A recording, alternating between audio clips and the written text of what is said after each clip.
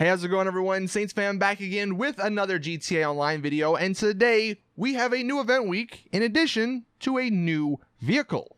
So in this video, I'll be talking about that event week a little bit, and then I'll be doing a little review of the brand new aircraft that was introduced to the game. So hopefully you guys do enjoy. For the brand new vehicle, I'm doing a shark card giveaway over on my Twitter. So if you guys want a chance to win some free money, then all you have to do is go into the description, follow me on Twitter, and then retweet that tweet. I'll probably pick the giveaway winner tomorrow so you guys have the money sooner rather than later. Now, the new vehicle that came out, I told you guys yesterday it was either going to be the Howard NX-25 or the Coil Cyclone. It looks like Rockstar went with the Howard and not the Cyclone. So next week we may end up seeing that new supercar. But the Howard NX-25, this is a plane that I don't think really anyone was looking forward to.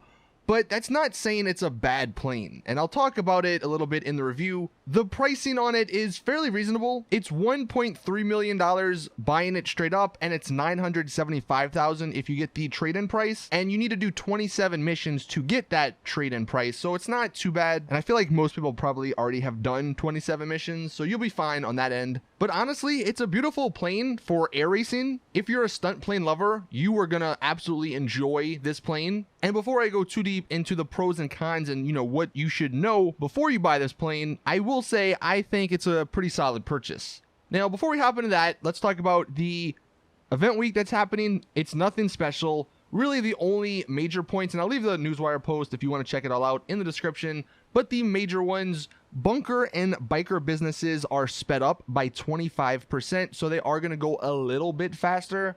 That doesn't really mean much because they still take a long time, but if you are doing the bunker and biker businesses, you will notice they go a little quicker. Now for the sales, the three that are somewhat relevant, in the LSIA, the Hangar 1 is actually 15% off, so if you have yet to purchase a Hangar, that one's 15% off, and then the Fort Zancudo Hangar A2 is 25% off. I'm guessing that's the one in the middle, but if you haven't purchased the Fort Zancudo hangar, I would. There's just so much you can do and so much you get out of owning a hangar in Fort Zancudo, so if you haven't upgraded to one, I definitely would. And then the only other discount was the Savage coming in at 35% off of both the buy it now and trade-in price. So if you have yet to buy a Savage, they buffed it, so the Savage is pretty decent, and for 35% off, I think that's a pretty solid deal. Although you might want to save for the Hunter in about a month or two. Okay, so getting into the Howard NX-25 review. Like I said, this is a beautiful looking plane. Honestly, to me, it might be one of the best looking planes in the game. And it is actually the second cheapest aircraft in this Smuggler's Run DLC. The only other one that is cheaper is the Ultralight. So it's really inexpensive for aircraft. And some pros regarding this, it's got pretty good customization. I would say great customization for an aircraft. And what I mean by that is the liveries look amazing. I don't think there's any livery that I don't like. And the secondary and the primary paint jobs are in pretty good locations. The primary one goes straight down the middle, and then the secondary is on the wings. And what this allows you to actually do is put chrome on the primary, and then, whatever color with a livery for the secondary and for the wings, and I think chrome looks amazing on this plane. Also, since it is a quicker plane, you may want to opt for smoke instead of flares, because you really don't need flares since you can just outrun all homing launchers and all missiles that lock onto you by just flying in a circle. It's very easy to do that. I did it, so if I can do it, anyone can do it. And I think what you can end up doing with the smoke is combine it with the livery and your color scheme to make a really cool flying and unique flying experience. I mean, I did in the gameplay, what you see, the red, white, and blue stars livery with the red smoke, and I think that's kind of cool. And I even have chrome down the middle, and I think it looks really, really nice. So the customization is very, very good on this plane. Another pro is that this thing can actually land. I don't know if you guys have ever flown the Alpha Z1 and then tried to land it. Holy crap, why is it so freaking hard to do that? It's like a death trap every time you try and land. And the Howard here, since it's got the longer legs, it actually is very easy to land.